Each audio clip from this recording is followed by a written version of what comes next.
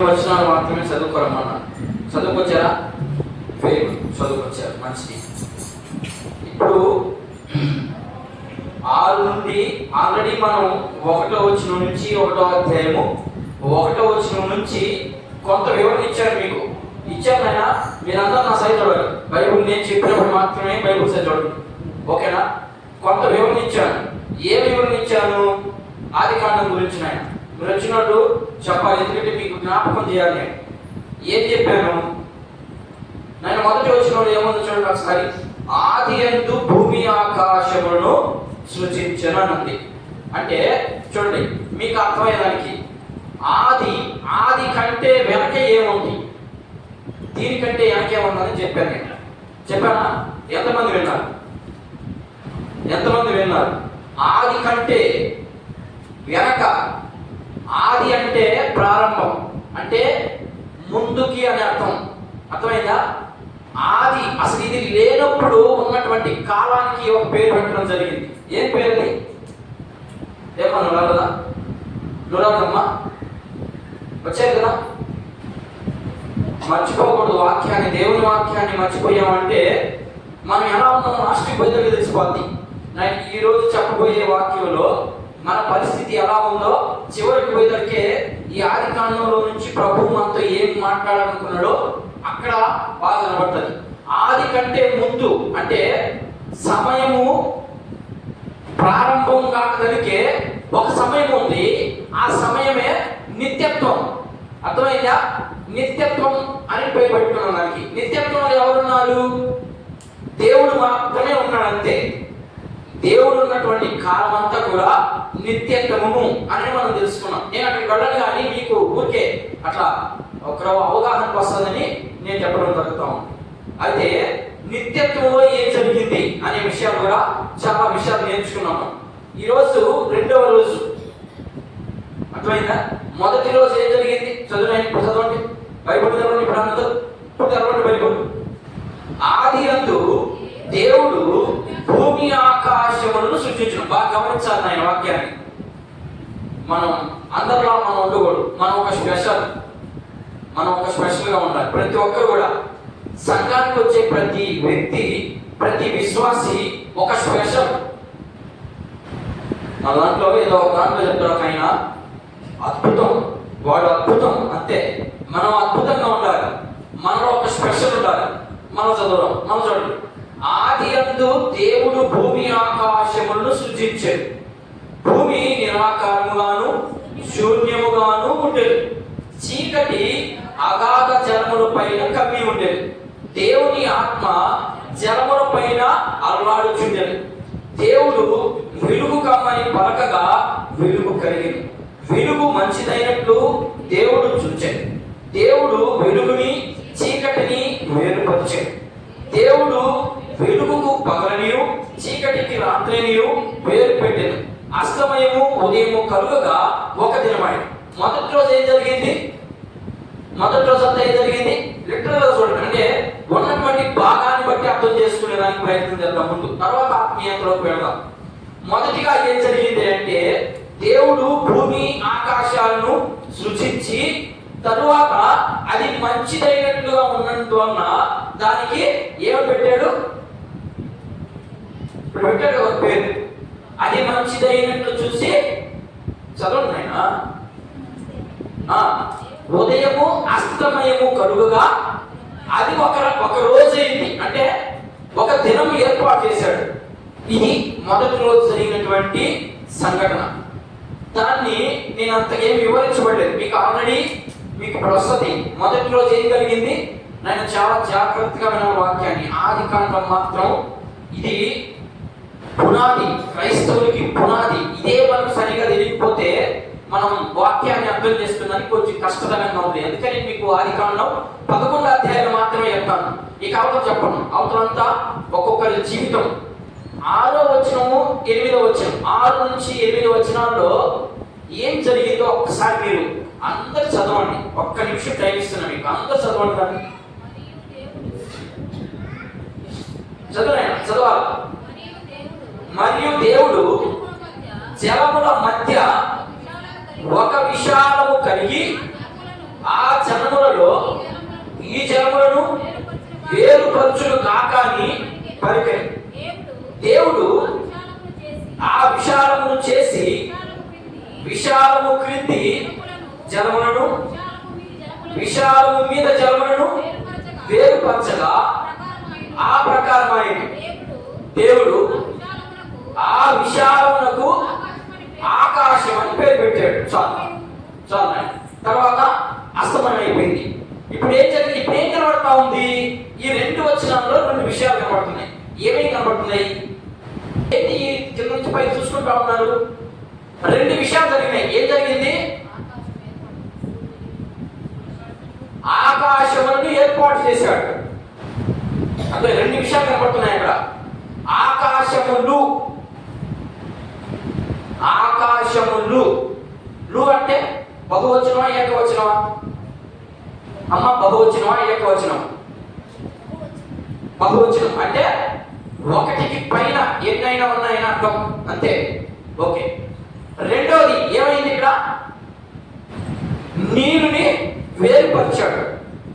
2 విషయాలు కనబడుతున్నాయని చెప్పాను. ఆ 2 విషయాలు ఇవే. విశాలము అన్నది ఇక్కడ అర్థమైందా? మీ బైబిల్లో విశాలం అని ఉంది. విశాలముకి ఆకాశము అని పేరు పెట్టుకోండి. కిందనే చెప్పాడు ఆయన. ఆ గ్రంథకర్త ఏం చెప్పాడంటే, మీరు విశాలము అంటే ఏదో అర్థం చేసుకుంటారని, ఎందుకంటే మనం చాలా జ్ఞానవంతులు కదా, అందుకని ఏదో అర్థం చేసుకుంటారని పరిశుద్ధాత్మ దేవుడు మనకు అర్థమయ్యేదానికి ఆయన మీ జ్ఞానంతో నా జ్ఞానం దుగుతుంది అని అనుకుని ఆయన వెంటనే కింద భక్తుడి ద్వారా విశాలమైన దానికి ఆకాశం పేరు పెట్టేశారు. ఇప్పుడు అర్థమైంది 2 విషయాలు. ఎన్ని ఆకాశాలు ఉన్నాయి? చదువుకున్న వాళ్ళు చెప్పాలి. ఇప్పుడు మా బైబిల్ ప్రకారంగా, సైన్స్ ప్రకారంగా ఎన్నున్నాయి? సైన్స్ ప్రకారంగా ఎన్నున్నాయి? నేను థియరీ కూడా చెప్పాను మీకు ఆల్రెడీ పోయినసారి చెప్పాను. థియరీ, బ్లడ్ బ్యాంక్ థియరీ ఉంది. ఏముంది? కొన్ని సంవత్సరాలు వెనక్కి వెళ్ళిపోయి మనిషి తనకు తానే ఆవిర్భవించబడింది అని చెప్తాది సైన్స్. కానీ అలా సృష్టించబడితే ఇక మనుషుడికి స్త్రీ అని పురుషుడని భేదం అవసరం లేదు. దానికే పుట్టించుకుంటా ఉండొచ్చు. కానీ ఇదంతా దేవుడు ముందుగానే ప్లాన్ చేసి జరిగిందని నీకు కొన్ని విషయాలు నేర్పించాడు. అయితే నేను మొదటి విషయానికి వెళ్తున్నాను. ఏం జరిగిందని ఇక్కడ? ఆకాశములను మొదటి వచ్చిన ఒకసారి చదవండి. వల్ల మొదటి వచ్చిన చదవండి.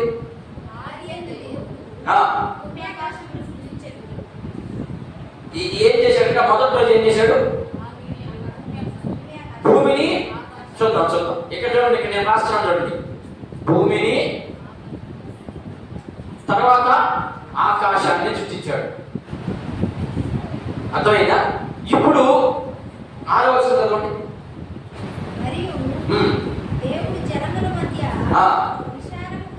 ఉండండి. విశాలము అంటే ఏమని రాస్తున్నాం? కింద ఏమని చెప్పుకున్నాడు? మళ్ళా ఆకాశం సృష్టించాడంట. అంతే కదా దాని అర్థం? ఏమ్మా, అంతే కదమ్మా? అంటే మొదటి రోజు ఏం జరిగింది? భూమిని, ఆకాశాన్ని సృష్టించాడు. మళ్ళా 2వ రోజు ఏం జరిగింది? 2వ రోజు ఏం జరిగింది అని పెట్టేది పేరు. 2వ రోజు దేవుడు ఏం చేశాడు అనేది మనం నేర్చుకుంటున్నాం.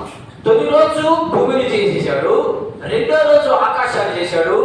తొలి రోజు, 2వ రోజు కూడా ఆకాశాన్ని తయారు చేశాడు. అర్థమైందా? ఇప్పుడు ఎన్ని ఆకాశాలు ఉన్నాయి అనేది నా ప్రశ్న. ఆ ఎన్ని ఆకాశాలు ఉన్నాయి అనేది మీకు నేను వివరించడానికే మీకు ఎంత ప్రశ్న వేస్తా ఉన్నాను. ఎన్ని ఆకాశాలు ఉన్నాయి బైబిల్ ప్రకారంగా? 2 అమ్మా? 3 రెఫరెన్స్ చెప్పగలవా? సరే, 3 ఎట్లా ఉంటాయి చెప్పగలవా? అని వెరీ గుడ్. 3. నేను ఆమె ప్రశ్నించడం తెలుసుకోవాలి. మనకు వచ్చిన ప్రశ్న మనం అర్థం చేసుకొని తెలుసుకోగలిగితేనే దాని వివరణ మనకు బాగా తెలుస్తుంది. మొదటిది, ఇశ్రాయేలీయులు ముందు ఇశ్రాయేలీయులు ఈ మొదటి ఆకాశాన్ని ఇక్కడ తెలిసారు కదా, ఇది మొదటిది, మొదటి రోజు చేసింది, ఇది 2వ రోజు చేసింది. క్రొత్త నిబంధన ప్రకారము ఇదంతా పాత నిబంధనలో జరిగిన సంఘటన. అర్థమైందా? క్రొత్త నిబంధన కూడా మన పౌలు ఇలా అంటాడు. ఏమంటాడు అక్కడికి వచ్చినప్పుడు చూపిస్తా. అంటే ఇప్పుడు ఏం కనబడుతున్నాయి? భూమి అయిపోయింది, సపరేట్ అయిపోయింది. ఒకటో ఆకాశము, రెండో ఆకాశము, మూడో ఆకాశం. మూడు ఆకాశాలు ఉన్నాయి. ఉన్నాయన్న వాళ్ళు చెప్పండి, చేయొద్దండి. మూడు ఆకాశాలు ఉన్నాయి. Very good. మూడు ఆకాశాలు ఉన్నాయి. అవి ఎలా ఉన్నాయో చూద్దాం. ఇశ్రాయేలీయులు ఈ మొదటి ఆకాశాన్ని ఏమని పిలుస్తారయ్యా అంటే చూపిస్తాను, దీనికి రెఫరెన్స్ తో సహా మీకు చూపిస్తాను. మొదటి ఆకాశాన్ని ఏమని పిలుస్తారంటే గాలితో కూడినటువంటిది. మనిషిని తయారు చేయాలి కదా దేవుడు. దేవుని ప్రాణికి, దేవుడి భూమి మీదకి, భూమిని ఆకాశాన్ని సృష్టించడానికి ప్రాణికి మనిషి రావాలి. మనిషి నన్ను ఆరాధించబడాలి. మనిషి నేను చెప్పినట్టు చేయాలి. మనిషి నాలా ఉండాలి. మనిషి ఎంతో కోరికలు ఉన్నాయనికి, మన మీద ఉన్నటువంటి ప్రేమను వ్యక్తం చేసేదానికి వాతావరణంతో కూడినటువంటి ఆకాశాన్ని ఏర్పాటు చేశాడు. అర్థమైందా? ఆకాశము అంటే అర్థం, ఆకాశము అంటే ఏది? ఆకాశం అర్థం కాదు, సారీ నాది పొరపాటు, ప్రశ్న అడగడం నాది పొరపాటు. ఆకాశము, భూమి, ఆకాశము. అర్థమైందా? ఆకాశము అంటే ఆ పైన ఉన్నదేనా, లేకపోతే ఇంకేంటి? మీకు ఇదంతా తెలుసుండాలి. ఆకాశం అంటే ఏందమ్మా? ఆకాశం అని ఎక్కడంటాం, దేన్ని అంటాం మనం?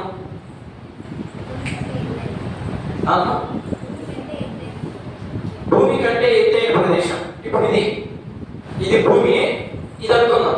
ఇది ఆకాశమా? నాకు వివరణ చెప్పాలి. ఇప్పుడు ఇది భూమి, ఈ రేఖలే ఆకాశం అనుకుందాం. ఇక్కడ అంతకుమించి ఏమి లేదు అనుకుందాం. అర్థమైందా? ఇప్పుడు అది మాత్రమే ఆకాశమా, లేకపోతే ఇంకేమన్నా మీకేమన్నా అవగాహన ఏమన్నా ఉందా? కీర్తన చదవాలి. ప్రతి పుస్తకం చదివితేనే మనకు అర్థమవుతుంది. ఆకాశం అంటే అర్థం ఏంటంటే భూమి మీద నుంచి ఒక్క అంగుళం పైన ఉన్నదంతా ఆకాశమే. భూమి మీద నుంచి ఒక్క అంగుళం పైన ఉన్నదంతా కూడా ఆకాశమే. బైబిల్ ప్రకారంగా మీరు చూడండి ఏముంది అక్కడ. నేను చూడండి మళ్ళీ ఒకసారి చూడండి, 2వ వచనం చూడండి.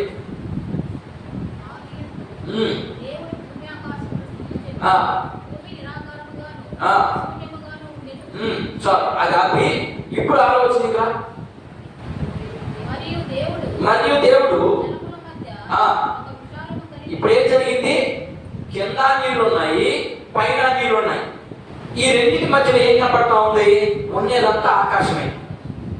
అంటే భూమి మీద నీళ్ళు ఉన్నాయి, భూమి పైన కూడా నీళ్ళు ఉన్నాయి. ఈ భూమిని వేరు చేశాడు, నీళ్ళని వేరు చేయగానే ఉంది. దీనికి అయితే పెద్ద తీరి నాకు తెలియదు, కానీ నీళ్ళు ఎలా వేరు పడ్డాయి అనేది నేను చెప్పలేదు. కానీ భూమికి ఆకాశానికి మధ్యలో ఉన్నదంతా ఆకాశమే. అర్థమవుతుందా? నేను జాగ్రత్తగా అర్థం చేసుకునే ప్రయత్నం చేయండి. భూమి మీద నీళ్ళు ఎలా ఉన్నాయి? భూమి మీద నీళ్ళు ఉన్నాయా? పైన నీళ్ళు ఉన్నాయా? ఉన్నాయి కదా. ఉన్నాయి కదా, మా బాయేస్తున్నాం పోయేస్తున్నాం కదా, అంటే నీళ్ళు ఉన్నాయి. ఆకాశం పైన నీళ్ళు ఉన్నాయి. అందుకని నోవాహుతో ఒక మాట అంటాడు. ఏమంటాడంటే జలప్రలయం వచ్చేటప్పుడు నేను ఆకాశం తూములు విప్పుతాను అన్నాడు. అంటే దాని పైన కూడా నీళ్ళు ఉన్నాయని అర్థం. అది ఎలా ఉన్నది అనేది నేను దానికి అంత థియరీ నేను నేర్చుకోలేదు, నాకు కూడా తెలియదు దాని గురించి. సరే, నేను దానికి వెళ్ళను. కానీ దీన్ని మొదటి ఆకాశము అంటే మొదటి రోజు చేసినటువంటి ఆకాశము వాతావరణంతో కూడినటువంటి ఆకాశం. దీన్ని ఇశ్రాయేలీయులు మొదటి ఆకాశం అని పిలిచారు. దానియేలు గ్రంథం చూద్దాం, ఆ వచనం చూద్దాం. అంటే వాతావరణంతో ఉన్నదని నేను చెప్పాను కదా. నేను చెప్పినంత మాత్రాన మీరు వినియకూడదు. ఎక్కడో దీని రెఫరెన్స్ అని మనం పరిశీలన చేయాలి. దానియేలు గ్రంథము చూద్దాం, 4వ అధ్యాయం. అక్కడ ఏమేమి ఉంటాయో చూపిస్తాడు. దానియేలు గ్రంథం 4వ అధ్యాయం 12వ వచనాన్ని ఒకసారి చూద్దాం. దాని ఆకులు సొగసుగాను, దాని పండ్లు విస్తారముగాను కనబడేది. అందులో సమస్త జీవకోట్లకు చాలునంత ఆహారం ఉండేది. దాని నీడను అడవి జంతువులు పండుకొని, దాని కొమ్మలలో ఆకాశ పక్షులు కూర్చుండేది. ఏమున్నాయంట? దాని కొమ్మల మీద ఏం కూర్చుంటాయంట? ఆకాశం. ఒక ప్లేస్ ఉంది, ఆ ప్లేస్ లో తిరగాలి అంటే ఖచ్చితంగా ఏముండాలి? గాలి లేదే ఏది తిరగలేదు. గాలి ఉన్నప్పుడు మాత్రమే ఏ జీవైనా బ్రతకగలుగుతుంది, లేకపోతే అది ఏ జీవి కూడా బ్రతకలేదు. కాబట్టి ఇప్పుడు ఏం చేశాడు మొదటి రోజు అయ్యా అంటే, దేవుడు గాలి అంటే వాతావరణంతో కూడినటువంటి దాన్ని తయారు చేసి దాన్ని మొదటి ఆకాశము అని పేరు పెట్టాడు. ఇంకొక రెఫరెన్స్ కూడా చూద్దాం. మత్తయి సువార్త 6వ అధ్యాయం చూడండి. మత్తయి సువార్త 6వ అధ్యాయం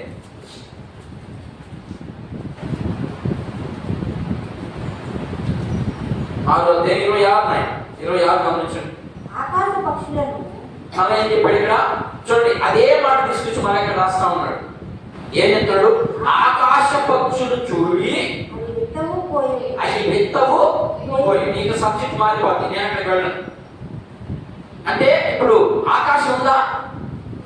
ఆకాశంలో తిరిగే పక్షులు తిరిగే ఒక ఆకాశం ఉందా? ఆకాశం ఉంది. ఇప్పుడు మనం ఆకాశం మీద ఉన్నామా? భూమి మీద ఉన్నామా? భూమి మీద ఉండి ఆకాశాన్ని అనుభవిస్తున్నాం, అంతే.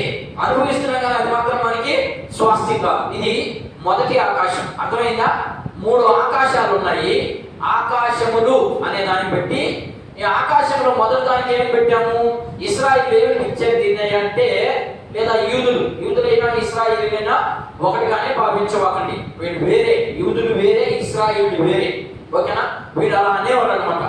ఏంటంటే గాలితో అంటే వాతావరణంతో కూడినటువంటి ఒక ఆకాశం. ఆ ఆకాశమే ఆకాశ పక్షులు ఉంటాయి. యోబు ఒక మాట అంటున్నాడు చూడండి. యోబు ఒక మాట అంటున్నాడు 2వ ఆకాశం గురించి. యోబు గ్రంథమైన కీర్తన గ్రంథం దావీదు మహారాజు మాట్లాడుతున్నటువంటి మాటలు చూద్దాం ఒకసారి. 2వ ఆకాశం గురించి మాట్లాడుతున్నాం. మొదటి ఆకాశంలో ఏమేమి ఉంటాయంటమ్మా? పక్షులు, ఆకాశ పక్షులు మాత్రమే ఉంటాయి అక్కడ. ఇది మొదటి ఆకాశం. ఇప్పుడు 2వ ఆకాశాన్ని అంటే 3 ఆకాశాలు ఉంటాయని చెప్పాను, దానికి రెఫరెన్స్ చూపిస్తా ఉన్నాను నేను. చూడండి, కీర్తన గ్రంథము 19వ అధ్యాయం 1 నుంచి 6 వచనాలు ఉన్నాయా? సరే, ఆకాశ పక్షులు నాకు దొరికేసింది. ఆకాశ పక్షులని ఆకాశములు దేవుని మహిమను వివరించుచున్నవి. అంతరిక్షము అంటే ఇక్కడ మీరు జాగ్రత్తగా వినాలి. అంతరిక్షము ఇది 1వ తరగతిలో చెప్పే పాఠం ఇదే. అంతే. అంతరిక్షం అంటే మీరు తప్పనిసరిగా కిందకు వచ్చేస్తున్నారు. నాకు అప్పుడే అర్థమైంది, ఏం తిరగట్లేదు. అంతరిక్షం అంటే సూర్యుడు తన చుట్టూ తాను తిరుగుతా ఉన్నాడు. ఓకేనా? సూర్యుడు చుట్టూ ఎన్ని గ్రహాలు ఉంటాయి అమ్మా? 7 గ్రహాలు. ఒక్కొక్క గ్రహము సూర్యుడి కంటే చిన్నదా పెద్దదా? ఇవన్నీ దేవుడు చెప్పించాలి. అంతరిక్షము చదువు. అంతరిక్షములు ఏంటంట? ఆయన చేతి పనిని గురించి వివరిస్తా ఉన్నాయంట. ఇది 2వ ఆకాశం. అర్థమైందా? 3వ ఆకాశం చూద్దాం. 3వ ఆకాశంలో ఏముంది అంటే, ఇప్పుడు సైన్స్ ప్రకారంగా ఎంతమంది సూర్యులు ఉండాలా, ఎంతమంది చంద్రులు ఉండాలా, ఎన్ని గ్రహాలు ఉండాలా? ఎన్ని గ్రహాలు ఉన్నాయమ్మా? జాన్, ఎన్ని గ్రహాలు ఉన్నాయి? 7 గ్రహాలు ఉన్నాయి. ఒక్క సూర్యునికే ఈ వెలుగునే తట్టుకోలేనటువంటి స్థితిలో మనం ఉంటే, గ్రహము అంటే గ్రహాల పేరు నాకు తెలీదు, ఆ గ్రహంతో వస్తామన్నమాట. ఆకాశాల గురించి మీకు తెలిసాను. ఒకటి గాలితో కూడినటువంటి వాతావరణంతో కూడినటువంటి ఆకాశం ఉంటుంది, ఇది ఒకటి. అక్కడ ఏమేమి జరుగుతాయి అంటే ఆకాశ పక్షులు మాత్రమే జరుగుతాయి. రెండోది మనం కూడా ఉన్నాం, ఎందుకంటే గాలి ఎవరైతే పీల్చుకుంటారో వాళ్ళందరూ అక్కడ ఉంటారు. అర్థమైందా? 2వ ఆకాశంలో అంతరిక్షము, అక్కడ గాలి ఉండదు. పొంగ గాలి సైలెంట్ అయిపోద్ది. గాలి కొంత దూరం పోయిన తర్వాత గాలి ఉండదు. గాలి అసలు పాలనటువంటి ప్రదేశం ఉంటుంది. ఆ ప్రదేశంలో అంతరిక్షాలు కనబడతాయి. ఓకేనా? అక్కడ ఎవరు ఉంటారు? నక్షత్రాలు, సూర్యుడు, చంద్రుడు, కుజుడు ఏదో చెప్తుంటారు కదా. కుజుడని ఏమో పేర్లు ఉన్నాయి, చాలా పేర్లు కూడా చదివాను, గుర్తు రావట్లేదు నాకు. గురుడని, శుక్రుడని, తర్వాత ఏదైతే ఉన్నాయి అవన్నీ ఎక్కడ ఉంటాయి? అంతరిక్షంలో ఉంటాయి, అంటే రెండవ ఆకాశంలో ఉంటాయి. ఇప్పుడు మూడవ ఆకాశం, ఇప్పుడు దీని గురించి పౌలు ఏం మాట్లాడుతున్నారు చూడండి. పౌలు మూడో ఆకాశానికి ఎక్కిపోయాడంటమ్మా. వినడానికి మంచిదండి, వినగలుగుతున్నావా? తొలి ఆకాశానికి ఎక్కడకున్నాం మనం. పౌలు ఏం చెప్తున్నాడంటే చూద్దాం ఆయన ఏం మాట్లాడుతున్నాడు. 2వ పత్రిక, కొరింథీయులకు రాసినటువంటి 2వ పత్రిక, 3వ ఆకాశానికి నేను ఎక్కిపోయాను అంటున్నాడు. ఎప్పుడు? 1400 సంవత్సరాల క్రితమే. 14వ సంవత్సరంలో ఎక్కిపోయాడంట ఆయన. చూద్దాం ఆయన కొరింథీయులకు రాసినటువంటి 2వ పత్రిక 12వ అధ్యాయం 2వ వచనం. బి భాగాన్ని మాత్రం చదువున్నాయి. మీ భాగాలు కూడా తెలియాలి. కొరింథీయులకు రాసినటువంటి 2వ పత్రిక, అతడు 14 సంవత్సరముల క్రిందట 3వ ఆకాశమునకు కొనిపోబడి. ఎందుకు కొనిపోయాడు? ఎక్కిపోయాడట. నమ్మకాలు దీన్ని మా సంఘానికి ఏం చెప్తున్నాడంటే, ఇదిగో నేను 3వ ఆకాశానికి ఎక్కిపోయాను. ఎప్పుడు? 14 సంవత్సరాల క్రితమే. అంటే పౌలు రక్షించబడక మునిపే అనే దాని అర్థం. ఆయన దమస్కు మార్గంలో పడిపోయాడు కదా. ఏమ్మా ఎప్పుడు పెట్టాడు? అక్కడ ఎవరుంటారు? నేను మీకు వివరిస్తాను, చూడండి. నసాయి చూడండి, రాసుకోండి, అక్కడ చూడండి. నసాయి ఇప్పుడు 14 సంవత్సరాల క్రితం నేను 3వ ఆకాశానికి ఎక్కిపోయానని చెప్తున్నాడు. 14 సంవత్సరాలు అంటే యేసు ప్రభుని ఎరిగాడా, ఎరగలేదా? ఇప్పుడు వాళ్ళకి కొరింథీ సంఘానికి సాక్షి చెప్తా ఉన్నాడు. నీకు అర్థం అవుతుందా? అర్థం కావట్లేదు నేను చెప్పేది. ఏమో పెద్దవేస్తున్నా, అర్థం కావట్లా నీకే? అర్థం అవుతుందా? మరి నాకు అర్థం కావట్లేదు. ఇప్పుడు పౌలు సాక్ష్యం ఇస్తా ఉన్నాడు సంఘానికి. ఏం చెప్తున్నాడంటే, నేను 3వ ఆకాశాన్ని ఎక్కిపోయాను అన్నాడు. తొలి ఆకాశమే రాలా, తొలి ఆకాశమే ఎక్కలేము, చస్తేనే ఎక్కుతాం. ఉలా మనం అర్థం చేసుకున్నాం. మరి ఆయన ఏం సాక్ష్యం ఇస్తా ఉన్నాడు? నేను ఆల్రెడీ 3వ ఆకాశాన్ని ఎక్కిపోయాను, 14 సంవత్సరాలు అయింది అన్నాడు. అంటే దాని వివరణ మనకు కష్టంగా తెలియాలి. అంటే ఎప్పుడు ఈయన ఆకాశంలోకి ఎక్కిపోయి ఉంటాడు? 3వ ఆకాశంలో ఎవరుంటారు? ఇప్పుడు 2 ఆకాశాలు ఎవరు కనబడుతున్నారు? ఇక్కడ మొదటి ఆకాశంలో ఎవరు కనబడ్డారమ్మా? పక్షులు కనబడ్డాయి. 2వ ఆకాశంలో ఎవరు కనబడ్డారు? నక్షత్రాలు, తర్వాత వచ్చి గ్రహాలు కనబడ్డాయి. 3వ ఆకాశంలో పౌలు ఏం చెప్తున్నాడంటే, ఇక్కడ ఎవరుంటారు? 3వ ఆకాశంలో ఎవరుంటారు? దేవుడు మాత్రమే ఉంటాడు. అర్థమైందా? మరి దేవుడి కాడికి ఇప్పుడు పోయాడు. చచ్చిపోతేనే కదా దేవుడి కాడికి పోతాం, అంతేనా? మరి చచ్చిపోకుండా పౌలు ఏం సాక్ష్యం ఇస్తున్నాడంటే, నేను 14 సంవత్సరాల క్రితమే నేను 3వ ఆకాశానికి పోయాను అన్నాడు. ఎప్పుడు పోయింటాడు? మనం ఎలా అర్థం చేసుకోవాలి దీన్ని? పడిపోయాడు కదా దమస్కు మార్గంలో, ఆయన గొర్రెల మీద నుంచి పడిపోయాడు కదా. పడిపోయిన సెకండ్లో దేవుడు ఆత్మ వచ్చి ఆయన మాట్లాడింది. ఏమని మాట్లాడింది? ఇదిగో కొంచెం దూరము అక్కడ అన్నయ్య అనే ఒక నా భక్తుడు ఉంటాడు, వాడు అక్కడికి వెళ్ళి ముందు ప్రార్థన చేయించుకుంటాడు. ఈయనకి ఎన్ని దినాలు కనపడేది కళ్ళు? 3 దినాలు కనపడేది. ఈ 3 దినాలు కళ్ళు కనపడినప్పుడు దేవుడిలో కూడా ఈయన ఎక్కడ ఉన్నాడు? 3వ ఆకాశంలో ఉన్నాడు. 3వ ఆకాశంలో ఉండి ఏం చేస్తున్నాడట? నాకు వచ్చిన ప్రశ్న, 3వ ఆకాశానికి ఎక్కిపోయా ఏం చేసి ఉంటారు అక్కడ? ఏదైనా 3వ ఆకాశంలో ఏం చేసి ఉంటారు? ఎప్పుడు ఇట్లా చదవమ్మా, ఎప్పుడు ఇట్లా ఏం చేస్తాడు? ఎవరితో మాట్లాడతారు ఇప్పుడు? ఇక అది ఒక్క పుస్తకం చూసుకుంటే కుదరదు, మన పక్కకి వెళ్ళాలి. ఈయన ఏం చెప్పాలనుకుంటున్నాడు? 3వ ఆకాశం గురించి, దేవుని గురించి, దేవునికి నాకు సత్సంబంధాలు ఉన్నాయి అని చెప్పడానికి చెప్తున్నాడు. ఇప్పుడు అపోస్తలత్వం ఎలా వచ్చింది దీనికి? పౌలుకి అపోస్తలత్వం ఎలా వచ్చింది? అపోస్తలులు ఎంతమంది? ఎవరిని అపోస్తలులు అన్నారు? దేవుడిలో కూడా నడిచిన వాళ్ళు మాత్రమే అపోస్తలులు అన్నారు. మరి పౌలు నడిచాడా? నడవడు. మరి నడకపోతే అనిపించింది ఆయన అపోస్తలత్వం ఇట్లా వచ్చింది. ఇప్పుడు వచ్చిన పెళ్ళిళ్ళు ఆయన 3 దినాలు ఆయన దగ్గర కూర్చొని అంతా నేర్చుకున్నాడు. వీళ్ళు ఎన్ని సంవత్సరాలు నేర్చుకున్నారు? అపోస్తలులు ఎన్ని సంవత్సరాలు నేర్చుకున్నారు? యేసు ప్రభుతో కూడా తిరిగి 3.5 సంవత్సరాలు నేర్చుకున్నారు. ఈయన 3 రోజులకే నేర్చేసుకున్నాడు. అందుకనే పేతురు ఒక మాట అంటాడు. ఏమంటాడంటే చూద్దాం ఒకసారి. ఆయన పేతురు రాసిన పత్రికలో ఒక మాట అంటాడు, చూద్దాం ఏమంటున్నాడు చూడండి. పౌలు గురించి ఒక మాట అంటాడు, అద్భుతమైన మాట ఇది. చూద్దాం 2వ పత్రికనే,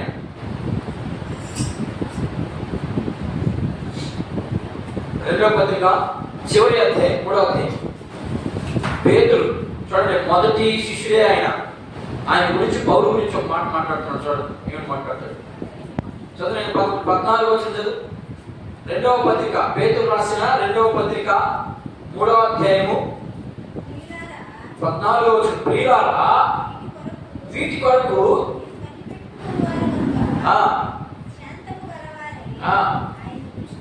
ఎవరి దృష్టికి? ఆయన దృష్టికి. చదువు.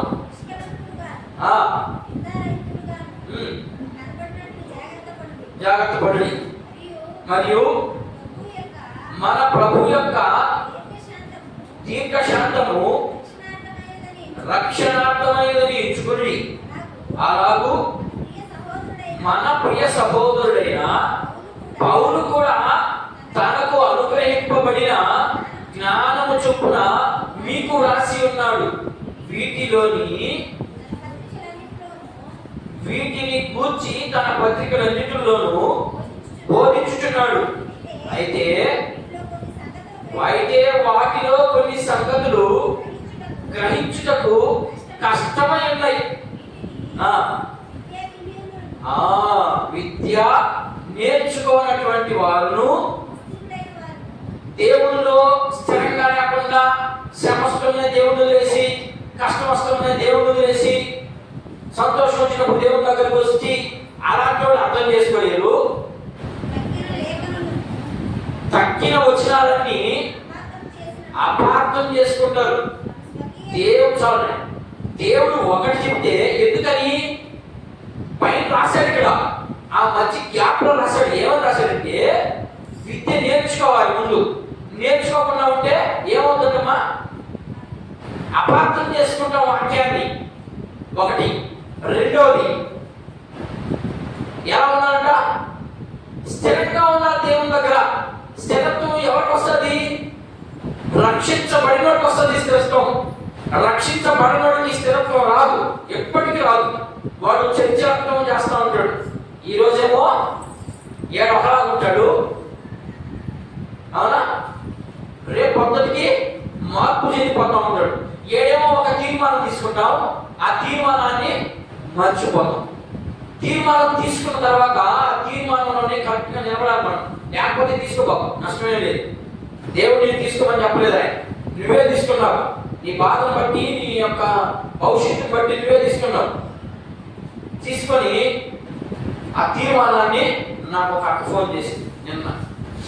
సంవత్సరాల తర్వాత వస్తానే ఉన్నావు, కానీ మన పిలుపు గురించి మనం సరిగ్గా అర్థం చేసుకోకపోతే దేవుడు పిలిచాడు, దేవుడే చూసుకుంటాడు అని అంటే మన తప్ప, దేవుడు తప్ప?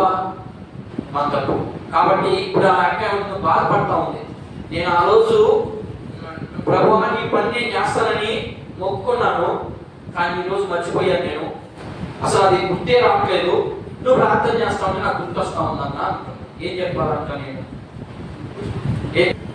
దేవుడు ఉంటాడు, దేవుడితో కూడా నేను ఉన్నాను అంటున్నాడు పౌలు. నేను ఆల్రెడీ ఎక్కి వెళ్ళాను అంటున్నాడు. ఇది మొదటి విషయం.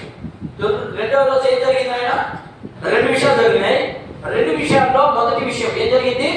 ఆకాశాలను భూమిని ఏర్పాటు చేశాడు. అంటే ఇప్పుడు మొదట భూమిని చేశాడా, ఆకాశాలను చేశాడా, ముచ్చాడా? తప్పుగా అర్థం చేసుకోవాలి.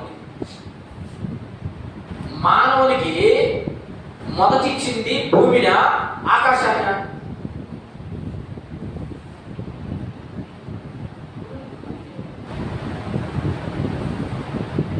మొదటి ఇచ్చింది ఆకాశాన్ని ఇచ్చాడా,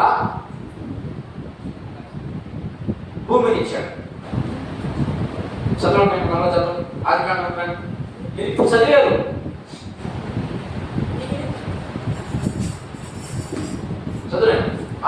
ఆరు గంటలు చదువుకుంటాము. ఆ. ఉమ్. ఉమ్. ఆ. ఉమ్. ఆ. దేవుడు ఉమ్. ఉమ్. ఆ. ఉమ్. ఉమ్.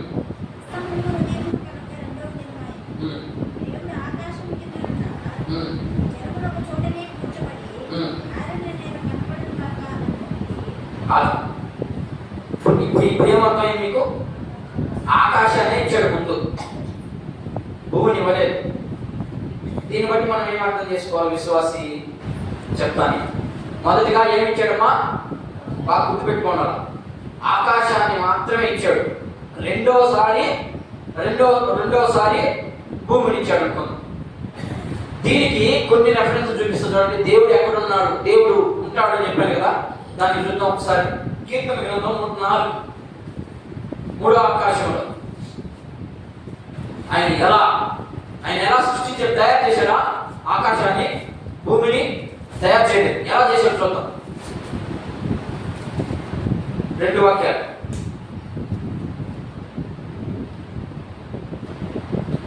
చదువు. కీర్తన గ్రంథం 104, 1-2.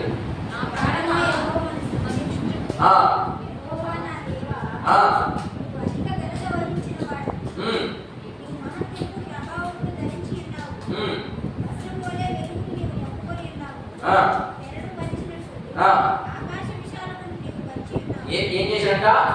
తెరలు ఏ రీతిగా అయితే పంచావో ఆ రీతిగా ఆకాశ విశాలం.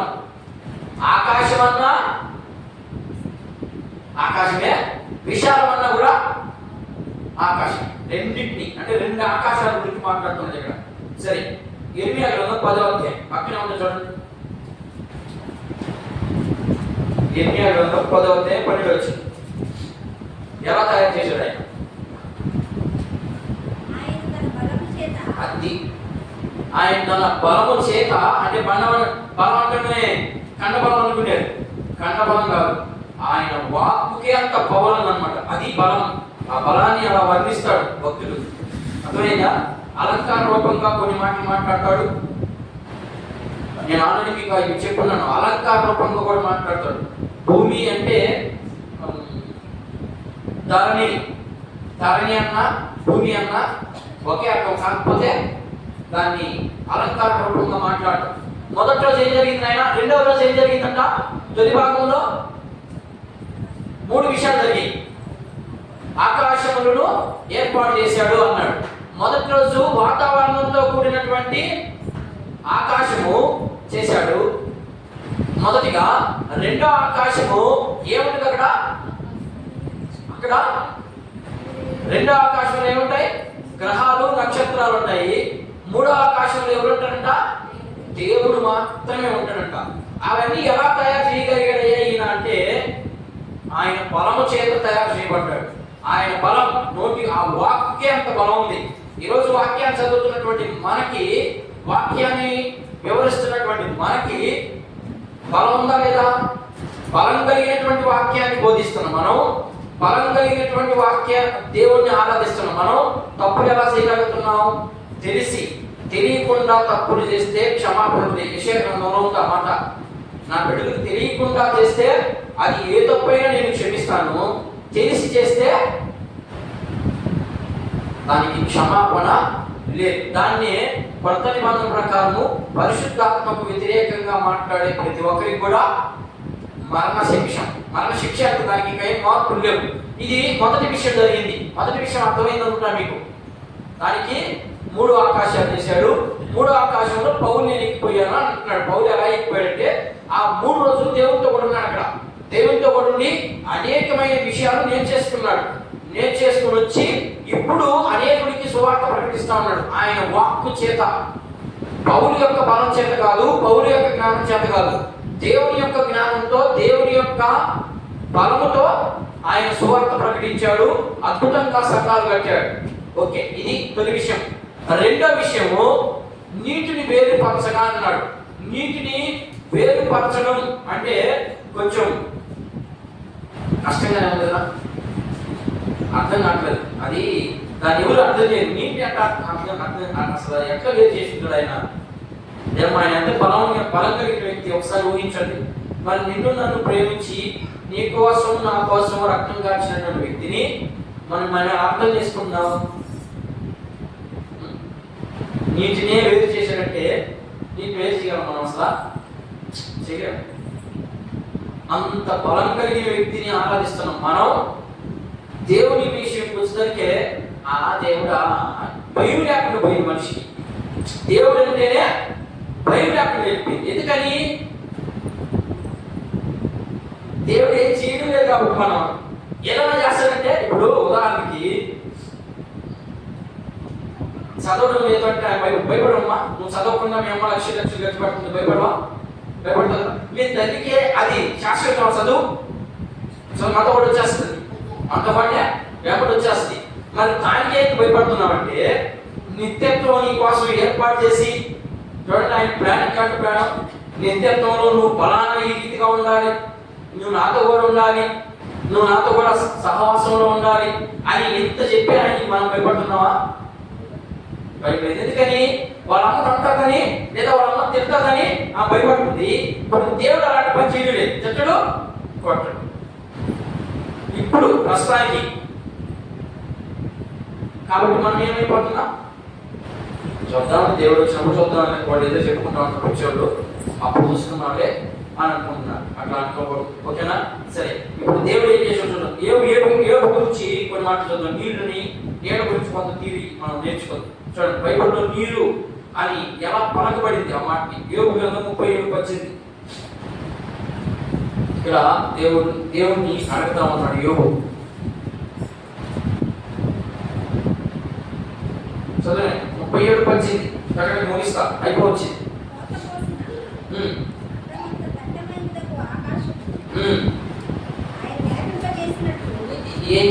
ఏంటమ్మా?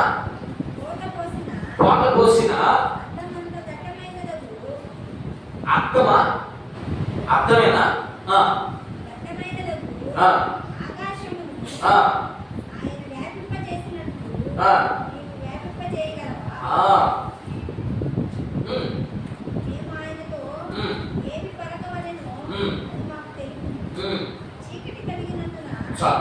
ఏం మాట్లాడుతున్నా చూడండి ఆయన. యోబు ఏమంటే, అలాంటిది నీవు చేయగలవా అని అడుగుతామన్నాడు.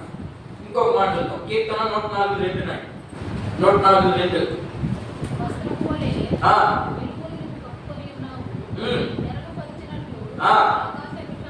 చూడండి, అక్కడ కూడా తెరగపరిచినట్టుగా ఆకాశ విశాలం అంటే భూమిని. సరే, యెషయా గ్రంథం 40:22. 40:22.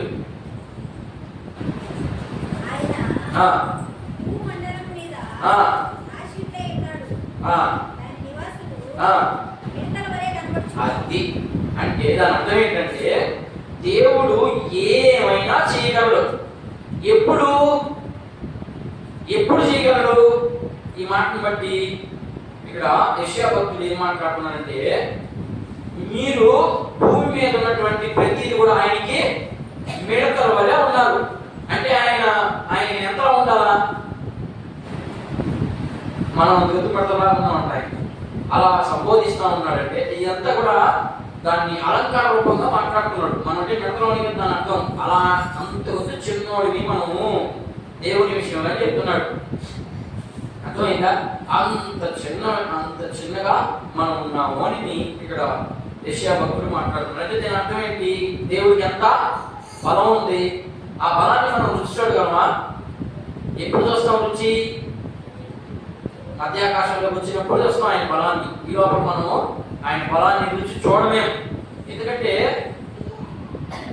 ఈ లోకంలో ఉన్నది యోహాను పత్రిక 2:16-15 వచ్చిన చూడండి. యోహాను రాసిన మొదటి పత్రిక 2:16-15. భూమినైనను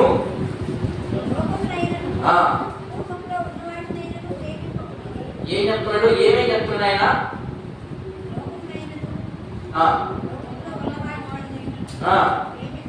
ఆ, ఎవరైనను లోకమును ప్రేమించిన యెడల ఆ, తండ్రి ప్రేమ వారిలో ఉండదు. చాలు ఆగు. ఇప్పుడు ఇందాకేం మాట్లాడాడు 40 అధ్యాయంలో, యెషయా గ్రంథం 40 అధ్యాయంలో తండ్రి ప్రేమ వాళ్ళలో ఉండదు అన్నాడు. అంటే ఇప్పుడు ఏం చేయాలి మనిషి? భయం లేదని చెప్తున్నాను కదా, మనిషికి భయం రావట్లేదని చెప్పాను కదా. మనిషికి ఎందుకు భయం రావడం లేదు? కారణం ఏంటి? ఈ ప్రేమ ఉంటే ఆ ప్రేమ గురించి మనకు అర్థం కాదు, అంతే. లోకంలో మనకు అన్నీ కావాలనే ప్రేమ కానీ మనకు కనిపిందంటే దేవుని ప్రేమని కోల్పోతాం. అందుకని ఇక్కడ మొదట్లో ఏమి ఇచ్చాడు మనకి? మన విశ్వాసం. ఇప్పుడు మనం నేర్చుకోవాలి ఇంట్లో నుంచి. అయిపోయింది, నేను ముగించేస్తాను, నా ప్రసంగం ముగించేస్తాను, అయిపోయింది. అంటే భూమిని ఇవ్వాలి మొదట దేవుడు. ఏమైనా భూమిని ఇవ్వాలి మొదట. అంటే మనకు స్వతంత్రము. ఇప్పుడు ఈ భూమినైనను లోకమైనను లోకంలో ఉన్న వాటినైనా మీరు ప్రేమించొద్దు, అలా ప్రేమిస్తుంది తండ్రి వాళ్ళ పుట్టినవి కాదు అని అన్నాడు. మరి మొదటి అధ్యాయంలోనే ఉంది కదా మాట. మొదటి అధ్యాయం మొదటి వచనంలోనే ఉంది కదా మాట. ఏమనుంది? మీరు భూమి మీద ఎక్కువ ఆశ పెట్టుకోవద్దు, ఈ భూమి మీకు సొంతమైంది కాదు, మీరు అనుభవించడానికి మాత్రమే. మొదట్లోనే ఏమి ఇచ్చాడు మనకి? ఆకాశాన్ని ఇచ్చాడు. అందుకనే కొలస్సీ పత్రిక 3వ అధ్యాయం చూడండి అన్నమాట. ఏముంది అక్కడ? కొలస్సీలకు రాసిన పత్రిక 3వ అధ్యాయం 1 నుంచి 4 వచనాలు. క్రీస్తుతో కూడా లేపబడిన వారైతే పైనున్న వాటినే అది ఏం చెప్తున్నాడు? నీవు క్రీస్తుతో కూడా లేపబడినంటే నువ్వు చచ్చిపోవాలి. ఎప్పుడు చచ్చిపోవాలి? బాప్తిస్మము తీసుకోక తెలికే నీకు ఈ లోకం అంతా బాప్తిస్మం తీసుకున్నదంతా బ్రతికేదానికి మాత్రమే సంపాదించుకోవాలి. బ్రతికే దాని కోసం మాత్రమే భూమి మీద ఆశపడాలి. అర్థమైందా? అంతకు మించి ఆశపడ్డావు అంటే నువ్వు పైన వాటిని ఎత్తలేవు. పైన వాటిని ఎతకాలి అంటే నీకు ఎంత మట్టుకు కావాలో అంత మట్టుకు సంపాదించుకోవాలంతే. నీకు ఎంత కావాలో దేవుడికి తెలుసు. ఇందాకనే మనం చూసుకున్నాం, ఆకాశ పక్షులు చూడుడి, అవి విత్తము కోయు, కానీ పట్టణంలో కూడా సమకూర్చుకో, వాటిని సాకిన దేవుడు నిన్ను సాకడా అనే విషయాన్ని మనం నేర్చుకున్నాం. అంటే మీకు ఇప్పుడు దేవుడు ఏం చెప్తున్నాడయ్యా? ఈ 8వ వచనాల్లో, మొదటి వచనం నుంచి ఈ 8వ వచనాల్లో విశ్వాసికి ఏమి నేర్పిస్తున్నాడయ్యా అంటే, మీరు భూమి మీద ఆశ పెట్టుకోవద్దు, మీరు జీవించేదానికి మాత్రమే సంపాదించుకోండి. మీకు ఎప్పుడు ఎక్కడ ఏమి ఇవ్వాలో నాకు తెలిసిస్తాను. అట్లా వెనుకలో సోమవారి లాగా కూర్చోవద్దు. మన సామెతల గ్రంథంలోకి వచ్చాము మనం. సోమరి చేమంతుడు ఎంత క్రమంగా పోతున్నాయని చెప్తాడు. అర్థమైందా? గమ్ము ఇంట్లో కూర్చోమని కాదు, మనం చేయాల్సిన మన పని చేయాలి. తర్వాత దేవుడికి ఇవ్వాల్సినటువంటి ప్రయాణాన్ని ముందు ఇవ్వాలని దాని అర్థం. మీరు మీది ఆకాశం మాత్రమే మీ స్వాస్థ్యం, అదే పరలోక రాజ్యం. ఇంకొక కొన్ని మాటలు చూద్దాం. 3వ రోజు ఏం జరిగిందో చూద్దాం. మనకంటే ఇప్పుడు ఏం జరిగింది? ఇప్పుడు ఏమి ఇస్తున్నాడు మనకి దేవుడు? ప్రేమిస్తున్నాడు మనకు స్వాస్థ్యంగా. భూమిని మనకు స్వాస్థ్యంగా ఇవ్వడు అనేది మనకు అర్థమైపోయింది. అందుకనే భూమిని ఆకాశమును వేరు చేసేసాడు. లేకపోతే ఒకటిగానే ఉండేది. భూమి ఆకాశం ఒకటిగానే ఉండేది. ఆ ఒకటి కాకుండా ఉండాలి అంటే మనిషి తప్పు చేస్తాడని ముందుగానే ఆయనకు ఒక ప్లాను ఉంది, ముందుగానే ఒక సిస్టమ్ ఆయనకి ఉంది. కాబట్టి ఆయన ఏం చేశాడు? ముందుగానే మీ భూమి ముందు ఆకాశం కావాలి కాబట్టి అందుకని పైన వాటిని మీరు వెతకండి అని చెప్తా ఉన్నాడు. ఇక్కడ ఇంకొక మాట చూద్దాం. ప్రసంగి గ్రంథం సొలొమోను భక్తుడు ఏం చెప్తున్నాడు? అయిపోయింది, నేను కూడా ముగిస్తాను. ఇంకొక మాట చదివించి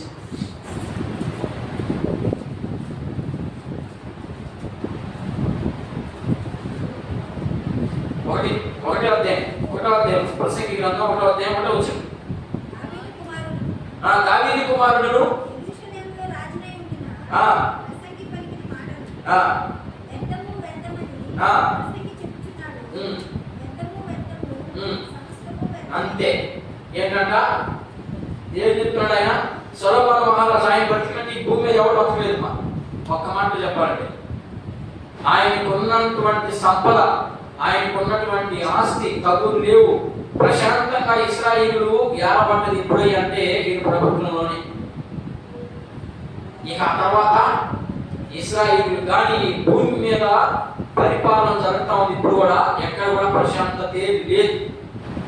అందుకని ఆయన ఏం రాస్తున్నాడంటే ప్రసంగి, ఈ భూమి మీద అంతా కూడా వ్యర్థం వ్యర్థం వ్యర్థం, దానివల్ల ప్రయోజనమే లేదు. నేను అన్ని చేశాను. ఏమేం చేశాడు ఆయన? ప్రసంగి గ్రంథం అంతా చదవాలి, సామెతల గ్రంథం అంతా చదవాలి. అప్పుడు ఆయన గురించి మనకు అర్థమవుతుంది. అర్థమైందా? ప్రేమ గీతం ఒక ప్రేమ గీతం ఏంటది? పరమగీతం. పరమగీతము, సామెతల గ్రంథం, తర్వాత ప్రసంగి గ్రంథం. ఈ మూడు గంటలు చదివితే ఆయన ఏమేమి చేశాడు అన్ని క్రియా నీట్గా చెప్తాడు. బాబులు నిర్మించాడు, ఆస్తులు పంచాడు, తగ్గువే లేదు. దావీదు ఉన్నప్పుడు తగ్గు ఉంది, సౌలు ఉన్నప్పుడు తగ్గు ఉంది. ఆ తర్వాత 14 మంది న్యాయాధిపతులు, ఆ తర్వాత చాలా మంది రాజులు వచ్చారు, ఇంకా వస్తానే ఉన్నారు రాజులు. అయినా కూడా ప్రశాంతత లేదు. కానీ ఈయనొక్క పరిపాలన మాత్రమే ప్రశాంతంగా తగ్గువే లేదు. ఏది కూడా సింపుల్ గా అయినా తగ్గుని ఏదైనా కూడా సింపుల్ గా న్యాయం చేసేవాడు అనమాట. అంత జ్ఞానవంతుడు. ఆయన చెప్తున్నాడు, ఏమని చెప్తున్నాడంటే ఈ భూమి మీద మీరు కోరుకున్నట్లు అంతా వ్యర్థమే, అది మనతో కూడా ఏమీ రాదు, మనతో కూడా మనం ఏమి తీసుకోబోమని చెప్తా ఉన్నాడు. చూడండి, ఆయన లాస్ట్ చివరి మాట చదువు. మత్తయి సువార్త 6వ అధ్యాయం, మత్తయి సువార్త 6వ అధ్యాయం లాస్ట్ చివరి మాట. మనం నేర్చుకోవాల్సినటువంటి పాఠం ఆయన 3వ రోజు ఏం జరిగింది దాని విషయంతో మనం ముగిస్తా ఉన్నాం. రేపు మళ్ళా ప్రభు చిత్తమైతే మళ్ళా ఇంకొక వారం దాన్ని కొనసాగింపు చేస్తాను. నేను 6వ అధ్యాయము 21వ వచనం.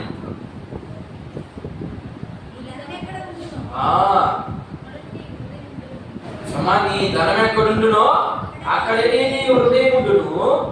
దేహమునకు దీపము కన్నే గనుక నీ కన్ను తేటగా ఉండిన యెడల నీ దేహమంతయు వెలుగుమయమై ఉండును.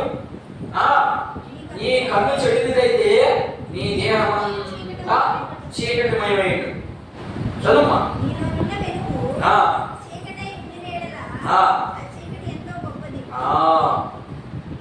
నేను ఇంకా చదవంటాను, ఆయన చదువుకుంటే ఒకటి కొండ మీద ప్రసంగం బాగా చదవండమ్మా. మన భవిష్యత్తు అంతా అక్కడ రాసేస్తున్నాడా? అర్థమైందా? కొండ మీద ప్రసంగం బాగా చదవండి. రేపు వారం ఏం పుస్తకం ఇంతలో ప్రసంగం ముగిస్తాను. మీకు ఏమర్థమైంది ఇప్పుడు? 6వ వచనం, 7వ వచనం, 8వ వచనం, ఈ 3 వచనాల్లో ఎన్ని విషయాలు కనబడుతున్నాయి? 2 విషయాలు కనబడ్డాయి. టూకీగా మీకు అర్థమైపోయేదానికి 2 విషయాలు ఏమేమి జరిగింది? మొదట ఆకాశాలు సృజించాడు. ఆకాశాలు 3 చెప్పాం, 3కి 3 బాగా చూపించాం. 3 ఆకాశాల్లో ఎవరు ఉంటాడు? మొదటి ఆకాశంలో వాతావరణంతో కూడినటువంటి గాలి, పక్షులు, మనము అన్ని ఉంటాం. ఇది మొదటి ఆకాశం. 2వ ఆకాశంలో నక్షత్రాలు, ఆ గ్రహాలు ఉంటాయి. ఇది 2వ ఆకాశం. 3వ ఆకాశంలో ఎవరు ఉంటారంటే దేవుడు ఉంటాడు. దేవుడు సర్వాంతర్యామి, ఆయన బలవంతుడు, ఆయన బలంతో చేశాడు కాబట్టి ఆయన ఈ 3లో ఎక్కడైనా ఉంటాడు. ఎనీ టైం, ఎప్పుడైనా ఎక్కడైనా ఉండగలిగిన దేవుడు ఎవరైనా ఉన్నారంటే ఈయన ఒక్కడే అని 3 ఆకాశాలు 3 పాయింట్లు నేర్చుకున్నాం. రెండవదిగా నీరుని వేరుపరచగా, నీరుని ఎలా వేరుపరిచాడు అనేది మనకైతే అంత తెలియదు కానీ దేవుడు చేశాడంతే మనం నమ్మాలి. ఎందుకంటే వర్షం కురుస్తా ఉంది, అయిపోతుందా? వర్షం అయిపోతుందని నీళ్ళు అయిపోయా, మళ్ళీ వర్షం పట్టుకు వస్తా ఉన్నాయి. అర్థమైందా? అంటే ఎంత పవర్ కలిగిన దేవుడు మన దేవుడు, ఎంత బలం కలిగిన దేవుడు అనేది మనం అర్థం చేసుకున్నాం. ఈ 2 పాయింట్ల నుంచి విశ్వాసం ఏమి నేర్చుకోవాలి అంటే, మీకు శాశ్వతమైంది భూమి కాదు కాబట్టి మీకు మొదట ఆకాశాన్ని ఇచ్చాను నేను. ఆకాశం వైపే మీరు చూడండి. ఆకాశం అంటే కొలసి పత్రిక 3వ అధ్యాయం మనం చూసాం. ఏమని? మీరు పైన ఉన్న వాటిని మనసు పెట్టండి, కింద ఉన్న వాటి కోసం వేగిరి పడుతానన్నాను. అంటే విశ్వాసి దేవుని విషయంలో దేవునితో కూడా ఉండాలి అనే బాధ్యత రహితంగా మనము పనిచేయాలని మనం నేర్చుకున్నాం. ఈ 3 విషయాలు నేర్చుకున్నాం. 3 విషయాలు నేర్చుకొని దీంట్లో నుంచి మనం ఏం నేర్చుకోవాలంటే, మనం దానివల్ల ఏ ప్రయోజనం లేదు, ఈ లోకంలో ఉన్నదంతా కూడా వ్యర్థం అని నేర్చుకున్నాం ప్రసంగి ద్వారా. మరి అదే రీతిగా మత్తయి సువార్తలో ప్రభు కూడా ఏం చెప్తున్నాడంటే 6వ అధ్యాయం 21వ వచనంలో నీ కన్నుకి త్యాగం ఉంటే అంతా త్యాగం ఉంటుంది. నీ కన్ను ఏం ఆశిస్తుంది? లోకాన్ని ఆశిస్తుంది. కాబట్టి నువ్వు కన్నుని వెలిగించుకో అని చెప్తా ఉంటాడు. వెలిగించుకున్నావా? అందరూ కన్ను మూసుకుంటే వెలిగించుకున్నాం. అందుకని ఆరాధన చేసేటప్పుడు చాలా చక్కగా చేయాలి.